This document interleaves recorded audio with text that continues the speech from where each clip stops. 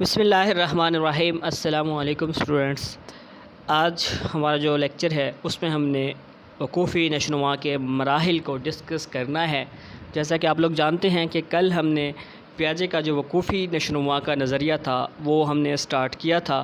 کل ہم نے اس کے کچھ اہم جو کنسیپٹس تھے وہ ہم نے ڈسکس کیے تھے، جس میں سکیمہ تھا، موافقت تھی، یکجائیت تھی، وظیفہ تھا، یہ سارے ہم نے کل ڈسکس کیے تھے۔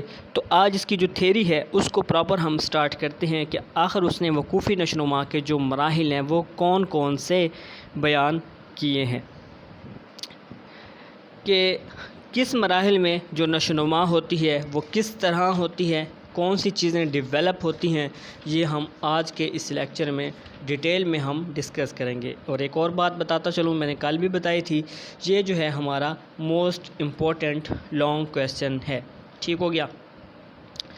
تو پیاجے نے وقوفی نشوونما کے 4 مراحل بیان کیے ہیں۔ ان مراحل کی ترتیب ہمیشہ یکساں رہتی ہے، یعنی ایک جیسی رہتی ہے۔ کسی مرحلے کو نہ تو ترک کیا جا سکتا ہے اور نہ ان کی ترتیب آگے پیچھے کی جا سکتی ہے۔ نیز ہر مرحلہ گزشتہ مرحلے سے زیادہ پیچیدہ ہوتا ہے، یعنی مشکل ہوتا ہے، کیونکہ وہ پچھلے مرحلے کی بنیاد پر قائم ہوتا ہے۔ ان مراحل کو طفولیت اور بچپن کے ادوار کے حوالے سے بھی بیان کیا جا سکتا ہے۔ تو سب سے پہلے ہم نام ڈسکس کر لیتے ہیں کہ کون کون سے ہیں۔ جو پہلا مرحلہ ہے وہ ہے حسی حرکی مرحلہ، سینسری موٹر سٹیج۔ دوسرا جو ہمارے پاس ہے وہ ہے قبل عملی درجہ، پری آپریشنل سٹیج جسے کہتے ہیں۔ تیسرا ہمارے پاس ہے ٹھوس عملی درجہ، یعنی کنکریٹ آپریشنل سٹیج۔ اور چوتھا اور آخری ہمارے پاس ہے باضابطہ عملی درجہ، یعنی فارمل آپریشنل سٹیج۔ تو آج کا جو لیکچر ہے اس میں ہم پہلے 2 جو ہیں وہ ڈسکس کریں گے، یعنی سینسری موٹر سٹیج کو ڈسکس کریں گے ہم، اور اس کے بعد پری آپریشنل سٹیج کو ڈسکس کریں گے۔ پھر کہتا چلوں کہ یہ موسٹ امپورٹنٹ آپ کا لانگ کویسچن ہے، اس کو آپ نے غور سے سننا ہے اور اس میں جو کنسیپٹ آ رہے ہیں ان کو آپ نے کلیئر کرنا ہے۔ تو جو پہلی سٹیج ہے ہمارے پاس سینسری موٹر سٹیج، اس کو ڈسکس کرتے ہیں۔ یہ کہاں سے کہاں تک ہوتی ہے، اس کی ایج کہاں سے کہاں تک ہے، یہ چیزیں یاد رکھنے کی ہیں اور یہ آپ لوگ یاد بھی رکھو گے۔ یہ مرحلہ پیدائش سے لے کر 2 سال تک جاری رہتا ہے، یعنی کہ حسی حرکی مرحلہ یعنی سینسری موٹر سٹیج پیدائش سے لے کر 2 سال تک جاری رہتا ہے، اس لیے اسے طفولیت یعنی انفینسی کا مرحلہ بھی کہا جا سکتا ہے۔ اس مرحلے میں نومولود کی یعنی نئے پیدا ہونے والے بچے کی ذہنی کاوش محض حسی افعال تک محدود رہتی ہے۔ بچے کے ابتدائی سکیمہ حسی اور حرکی افعال پر مبنی ہوتی ہیں، یعنی اس کی سینسز کام کر رہی ہوتی ہیں اور وہ تھوڑی بہت حرکت کرتا ہے۔ بچہ شروع میں محض انعکاسی حرکات یعنی ریفلیکسز کے قابل ہوتا ہے، رفتہ رفتہ اس سے ارادی حرکات بھی سرزد ہونے لگتی ہیں۔ انعکاسی حرکات جو ہوتی ہیں وہ غیر ارادی ہوتی ہیں، بچے کی مرضی شامل نہیں ہوتی، لیکن وہ حرکات اس سے ہو جاتی ہیں۔ لیکن اس کے بعد وہ کہتے ہیں ارادی حرکات بھی یعنی وولنٹری ایکشنز جو ہوتی ہیں وہ بھی بچہ پرفارم کرنے لگ جاتا ہے۔ بچہ ان حرکات کو محض لطف انگیزی کے لیے دہراتا رہتا ہے۔ اس مرحلے کے آخر تک بچہ اپنے اعمال کو دہرا کر دیکھتا ہے کہ اس سے کیا نتیجہ نکلتا ہے یا ان حرکات کا اثر کیسا ہوتا ہے۔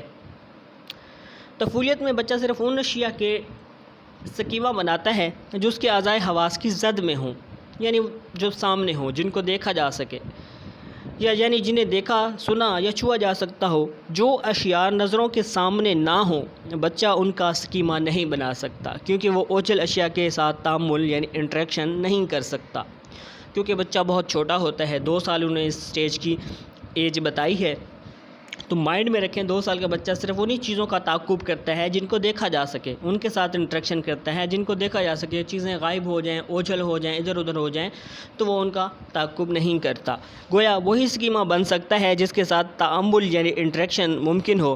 اس عمر میں بچہ نظر نہ آنے والی اشیاء یا افعال کی ذہنی تصویر بنانے کے قابل نہیں ہوتا۔ اس مرحلے پر بچے کی سوچ کا مطلب عمل ہوتا ہے، یعنی کہ تھنکنگ از ڈوئنگ۔ بچے اس مرحلے کے آخر تک اوجھل اشیاء کی تصویر کشی کے قابل ہو جاتے ہیں، یعنی جب وہ سٹارٹ ہوتی ہے ایج تو تب بچہ اس قابل نہیں ہوتا کہ وہ اوجھل اشیاء کی تصویر کشی کر سکے، لیکن جب یہ سٹیج اینڈ کو پہنچتی ہے، اختتام کو پہنچنے لگتی ہے، تو بچہ اس قابل ہو جاتا ہے کہ وہ اوجھل اشیاء یعنی جو چیزیں سامنے نہیں ہیں ان کی تصویر کشی کرے۔ اس درجے کو پیاجے نے آبجیکٹ پرماننس کا نام دیا۔ اس مرحلے کے اختتام تک بچہ یہ سمجھ لیتا ہے کہ ہر شے نظروں سے اوجھل ہو کر غائب یا ختم نہیں ہو جاتی بلکہ اس کا وجود قائم رہتا ہے۔ اس لیے جب بچہ اپنی اشیاء یا کھلونوں کو ڈھونڈنا شروع کر دے تو یہ آبجیکٹ پرماننس کہلاتا ہے، کیونکہ وہ اتنا ڈیولپ ہو چکا ہے کہ اس کی وہ چیز نظر نہیں آ رہی تو وہ اس کو ڈھونڈ رہا ہے، یعنی وہ سمجھ چکا ہے کہ یہ ختم نہیں ہوئی، اس کا وجود ختم نہیں ہوا، وہ فنا نہیں ہوئی بلکہ اس کو ڈھونڈا جا سکتا ہے دوبارہ سے۔ اس لیے وہ اپنے کھلونوں کو ڈھونڈتا ہے، ٹھیک ہے، دودھ کی بوتل کو ڈھونڈتا ہے، اپنے کیئر گیور کو ڈھونڈتا ہے، اگر والدہ کو ڈھونڈتا ہے اگر وہ نظر نہ آئیں تو اس کنسیپٹ کو وہ کہتا ہے آبجیکٹ پرماننس۔ تو یہ پہلی سٹیج ہے جی، سینسری موٹر سٹیج۔ اس میں دو کنسیپٹ آئے ہیں۔ پہلے جو ہم نے دیکھا وہ تھا کہ بچہ صرف انہی چیزوں کا تعامل کرتا ہے جو نظر آ رہی ہوتی ہیں، لیکن اس سٹیج کے اینڈ پہ بچہ اس قدر ڈیولپ ہو جاتا ہے کہ وہ نظر نہ آنے والی چیزوں یا اوجھل چیزوں کا بھی تعاقب کرتا ہے، اور وہ یہ سمجھ لیتا ہے کہ چیزیں غائب ہونے کے بعد ختم نہیں ہو جاتی، فنا نہیں ہو جاتی، بلکہ ان کو ڈھونڈا جا سکتا ہے، ان کا وجود قائم رہتا ہے۔ اس کے بعد جو ہمارے پاس ہے سیکنڈ سٹیج، وہ ہے پری آپریشنل سٹیج، یعنی قبل عملی درجہ۔ یہ مرحلہ 2 سے 7 سال کی عمر تک محیط ہے۔ ان کی جو ڈیوریشن ہے، ٹائم پیریڈ ہے، یہ آپ لوگوں نے اچھے طریقے سے کلیئر کرنا ہے۔ اس لیے یہ ابتدائی بچپن کا مرحلہ بھی کہلاتا ہے۔ پچھلے مرحلے کے اختتام تک بچہ آبجیکٹ پرماننس سیکھ چکا ہوتا ہے۔ اس کے بعد بچہ یہ جاننے لگتا ہے کہ اشیاء اپنی شناخت برقرار رکھتے ہوئے اپنی شکل بدل لیتی ہیں، اپنی حیت بدل لیتی ہیں۔ اس طرح وہ استقامت اور الٹ پھیر کے تصورات سیکھ لیتا ہے۔ Conservation and reversibility. اب یہ کنسیپٹ کیا ہے، ان کو دیکھتے ہیں۔ مثلاً بچہ جان جاتا ہے کہ ایک گلاس پانی اگر جگ یا کسی بڑے برتن میں ڈالا جائے تو وہ کم نہیں ہو جاتا، محض اس کی شیپ بدل جاتی ہے۔ یہ تصور کنزرویشن کہلاتا ہے۔ اب دیکھیں، گلاس میں پانی ہوگا تو وہ بھرا ہوا ہوگا، لیکن جب اس کو ایک جگ میں یا بڑے برتن میں ڈالا جائے گا تو وہ پانی کم ہو جائے گا۔ تو بچہ سمجھ جاتا ہے کہ صرف اس کی شکل تبدیل ہوئی ہے، پانی کم نہیں ہوا، ٹھیک ہے۔ تو یہ کنسیپٹ کیا کہلاتا ہے، کنزرویشن۔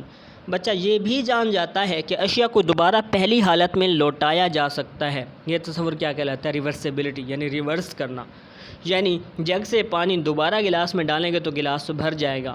کاغذ سے بچے کو جہاز بنا کر دکھایا جائے تو وہ حیران ہوتا ہے، کاغذ کو دوبارہ کھول دیا جائے یعنی انفولڈ کر دیا جائے تو وہ حیران ہوتا ہے۔ لیکن جب وہ کاغذ کو فولڈ کرنا اور کھولنا سیکھ جاتا ہے یا اس تصور کو سمجھ لیتا ہے تو اس سے کنزرویشن اور ریورسیبلٹی کہا جاتا ہے۔ سمپل اگر کہوں تو اس کا کہنے کا مقصد یہ ہے کہ چیزیں اپنی شکل بدل لیتی ہیں اور دوبارہ ان کو واپس پہلی شکل میں لایا جا سکتا ہے۔ انہوں نے جیسے گلاس کی اور پانی کی اگزامپل دی، بڑی بہترین اگزامپل ہے، اس طرح اور بھی آپ اگزامپل فائنڈ آؤٹ کر سکتے ہو، بلکہ یہ آپ لوگوں کی اسائنمنٹ ہے کہ اس طرح ریورسیبلٹی اینڈ کنزرویشن کی اگزامپل آپ لوگ ڈھونڈو گے، ان کی اسائنمنٹ بناؤ گے۔ اچھا، اس مرحلے پر بچہ علامات کو سمجھنے لگتا ہے، اس لیے تصویر کشی، بہانہ بازی اور گفتگو کے قابل بھی ہو جاتا ہے۔ اب 2 سے 7 سال کا بچہ آپ ذہن میں رکھیں، وہ پچھلے تجربات کو دہرا سکتا ہے، نقل اتار سکتا ہے۔ بچے چور سپاہی، گڑیا گھر، ٹیچر، ڈاکٹر، مریض، یہ سارے فرضی کھیل کھیلتے ہیں۔ یہ کھیل اسی تصور کی عکاسی کرتے ہیں۔